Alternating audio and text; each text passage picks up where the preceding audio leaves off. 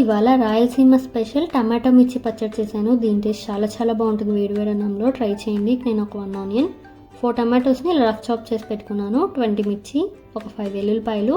ఇక్కడ ఒక ప్యాన్ తీసుకొని ప్యాన్ హీట్ అయ్యాక ఒక 4 స్పూన్స్ పల్లీలు వేసుకున్నాను. పల్లీలు ఎక్కువ వేసుకోకూడదు, చూసుకొని వేసుకోండి.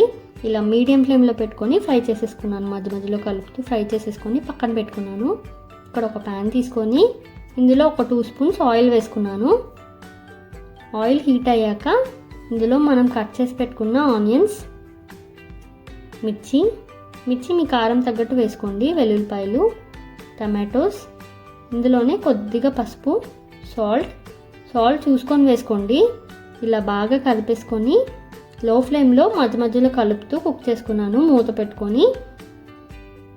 ఇప్పుడు ఇది కొద్దిగా బాయిల్ అవుతున్నప్పుడు ఇందులో కొద్దిగా వాటర్ వేసుకున్నాను. చాలా కొద్దిగా వేసుకొని మళ్ళీ బాగా కలిపేసుకొని మూత పెట్టుకొని కుక్ చేసుకున్నాను. మధ్యలో కలుపుతూ ఉండాలి, లేదంటే అడుగంటేస్తుంది.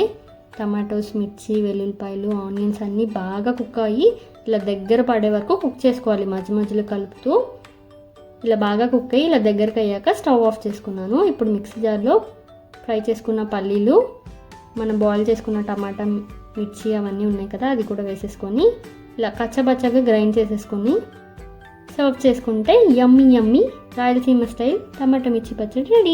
చాలా బాగుంటుంది. ట్రై చేయండి.